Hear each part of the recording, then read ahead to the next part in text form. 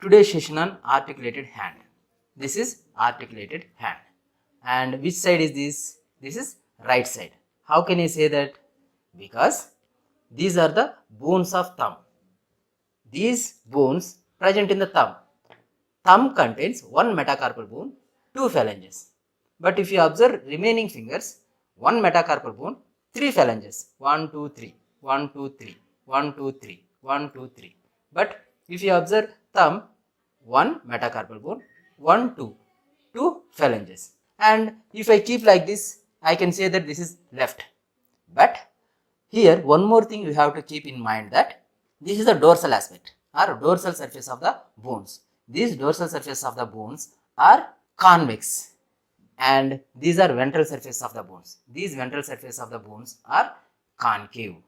So we have to keep concave surfaces in front and convex surfaces behind, so that this is right hand.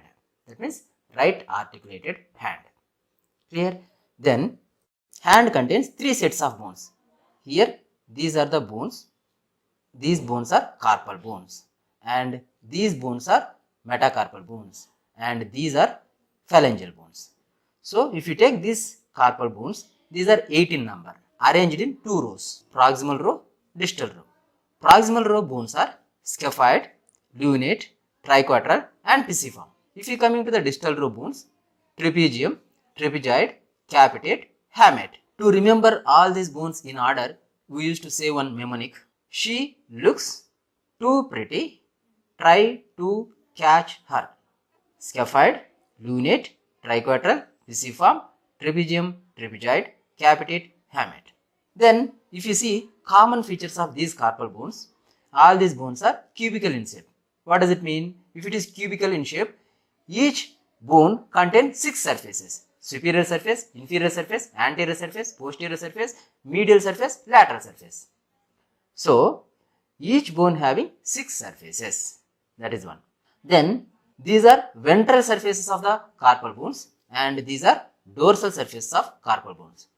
Dorsal surfaces and ventral surfaces of carpal bones doesn't give any articulation. That means ventral surfaces and dorsal surfaces are non-articular except triquetral. This triquetral bone having articular surface in the ventral aspect. That means ventral surface of triquetral bone articulated with the pisiform bone. So that's what this is the exception. Remaining all bones, ventral surfaces will not give any articulation. But this triquetral bone gives articulation with the pisiform bone in the ventral aspect. So that is one exception. Then if you see dorsal aspect of all these bones, this dorsal aspect of all these bones also will not give any articulation except pisiform bone. So dorsal aspect of carpal bones are non-articular except pisiform bone.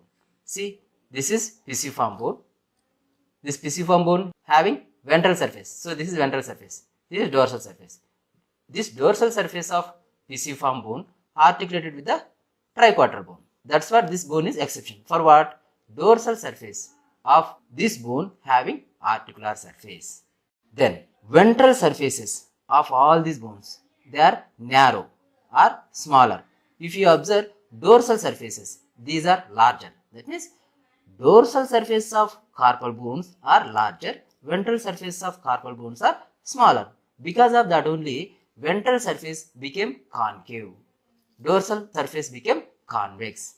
But here also there is exception. All ventral surfaces are smaller, all dorsal surfaces are larger except lunate. Lunate bone having ventral surface is larger and dorsal surface is smaller.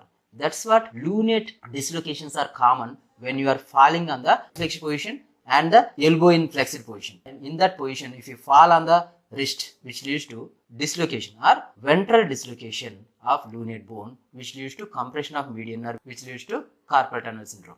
One more common feature we have to discuss in the carpal bones. Proximal row will form the superior convex articular surface, inferior concave articular surface. If you take distal row, superior convex articular surface but inferior flattened articular surfaces. These inferior flattened articular surfaces will be articulated with the bases of metacarpal bones. Lateral surface of scaphoid, lateral surface of trapezium are non-articular and medial surface of triquetral, pisiform and hamate are non-articular. These are the common features. Recollect once again, carpal bones having 6 surfaces, all ventral surfaces are non-articular and all dorsal surfaces are non-articular. For these, exceptions are ventral surface of triquetral is articular, dorsal surface of pisiform bone is articular. All ventral surfaces are narrow, all dorsal surfaces are larger or broad, except lunate bone. For this lunate bone, ventral surface is larger, dorsal surface is narrower. After that, we have to discuss special features of all these bones. This is the scaphoid bone. The literal meaning of skiff or scaphoid is nothing but boat. It is boat-shaped bone. This bone is boat-shaped bone. So that's what they give in the name as scaphoid. This scaphoid having one prominent tubercle. This tubercle what we are calling tubercle of scaphoid. What is it? This is tubercle of scaphoid. Then scaphoid bone is largest bone in the proximal row and it will be articulated with the lunate bone capitate. And what is this? Trapezium. And what is this? Trapezoid. So it will be articulated like this in the distal part, and in the proximal part it will be articulated with the radius. This is about the scaphoid. In this scaphoid, we have to remember carefully that it is boat-shaped bone.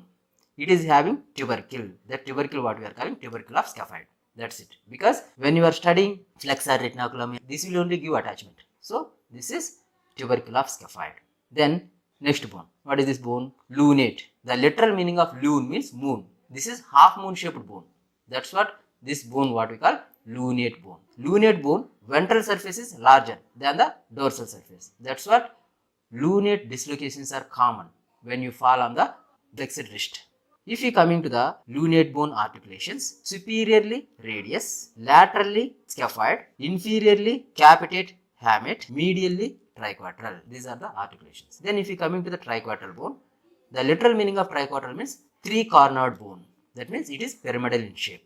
It is having one special feature that the ventral surface of this bone having articular surface. Remaining all carpal bones doesn't have any articular surface in the ventral aspect. Then this bone articulated with inferiorly with hamate, laterally with lunate bone, ventrally with pisiform bone, and superiorly with articular disc of wrist joint. That is about the triquetral bone. Then if you coming to the pisiform bone, the literal meaning of pisiform is nothing but P. So it is like small p. Actually it is sesamoid bone. What does it mean? Sesamoid bones are nothing but bones develops within the tendon. So this bone will develop within the flexor carpi ulnaris muscle.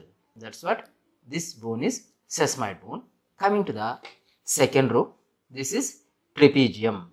This bone is trapezium. The literal meaning of trapezium is nothing but it is quadrangular in shape and it is having one groove here. This is groove, and lateral to that groove there is a crest. So here this crest you have to remember carefully. Crest of trapezium. This is crest of trapezium. There will be one tendon will be passing through this groove. That tendon what we call flexor carpi radialis. Then it is having lateral lip and medial lip. Lateral lip will give attachment to the main attachment of flexor retinaculum, but medial lip will give attachment to the deep slip of flexor retinaculum. Okay, so in between these two slips there will be passage of tendon. So what we have to remember in this trapezium bone, we have to remember crest of trapezium. Now if you coming to the articulations of trapezium, superiorly it is articulated with what? Scaphoid bone. Laterally no articulation. Medially articulated with trapezoid, and inferiorly it is articulated with first and second metacarpal bones. Trapezium having distal articular surface. This distal articular surface is concavo-convex. That means one part of the articular surface is concave and another part of the articular surface is convex, and it will be articulated with the base of first metacarpal bone and forms a first carpometacarpal joint. This first carpometacarpal joint is example for the saddle type of synovial joint. So that is about trapezium. Then if you coming to the trapezoid, it is looking like baby shoe and it is present in between the capitate and trapezium. It will be articulated with laterally trapezium, medially capitate, superiorly scaphoid and inferiorly second metacarpal bone. That is about the trapezoid. Then coming to the next bone, capitate. Why we are calling this as capitate? It is head shaped bone. That's what this bone what we call capitate bone. This is the largest bone in the carpal bones. If you go in detail, it will be having the head, neck and body. Okay, no need of that much details. This is the largest bone. It is present in between the trapezoid and hamate. It will be articulated superiorly with the scaphoid, lunate, and inferiorly with second, third and fourth metacarpal bones. Laterally trapezoid, medially hamate. Then coming to the next bone, hamate. The literal meaning of hamate or hamulus is nothing but hook. It is having the hook. This hook what we call hook of hamate. So this is the special feature which is present in it. This is the hook of hamate. That is only remember, that is sufficient. And articulations. Medially articulated with triquetral. Laterally with what? Capitate. Inferiorly with fourth and fifth metacarpal bones. That is about articulations. Now we will see some attachments. When you are studying about intrinsic muscles, anyway we will see. But mainly medially, pisiform bone and hook of hamate. These are the bones which give attachment to the most of the structures like flexor retinaculum and hypothenar muscles. And if you coming to lateral side, tubercle of scaphoid, crest of trapezium. These are the structures which give attachment to the flexor retinaculum and also thenar muscles. So from hook of hamate to the crest of trapezium, from pisiform bone to the tubercle of scaphoid. In this way, flexor retinaculum will be attached. Actually, the ventral aspect of these carpal bones are concave and there is a bridge formed by flexor retinaculum. So, there will be passage deep to the flexor retinaculum. So, that passage what we call carpal tunnel. Right? So, this is the carpal tunnel. Through that many structures will be passing that we have studied in the flexor retinaculum. So, this is about the carpal bones. Now, we will discuss about metacarpal bones. We have to give number from lateral to medial side. First metacarpal, second metacarpal, third metacarpal, fourth metacarpal and fifth metacarpal. These metacarpal bones having base proximally, head distally. Don't think that head will be above and base will be below. Base above, head below here. So, this is the base of the first metacarpal. This is the head of the first metacarpal.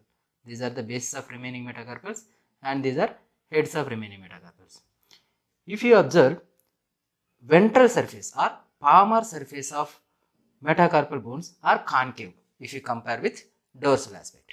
See here, these are the dorsal surface of metacarpal bones. These dorsal surface of metacarpal bones are convex and they are having triangular impression. See, they are triangular impressions. Clear?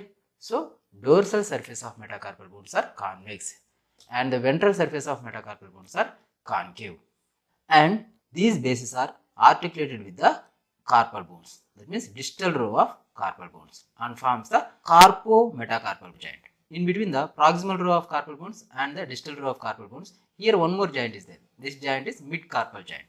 So, the joint between the two rows of carpal bones, this is mid-carpal joint. And the joint between the carpal bones and metacarpal bones, this joint what we are calling carpo-metacarpal joint. So, these joints are carpo-metacarpal joints. Then these are heads.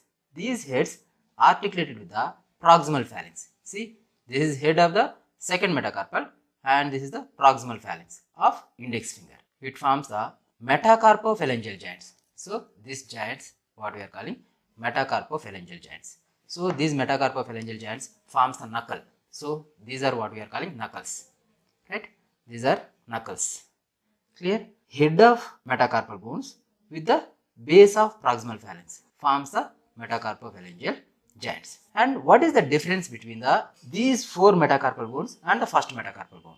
The first metacarpal bone is shortest and stoutest. Here, thumb having only proximal phalanx and distal phalanx. That means only two phalanges are there. But if you observe remaining fingers, proximal phalanx, middle phalanx and distal phalanx. Proximal phalanx are very long and middle phalanx are intermediate and the distal phalanx are very small or very short. If you observe distal phalanx, you can see expanded portions. These expanded portions are present in the finger pulp.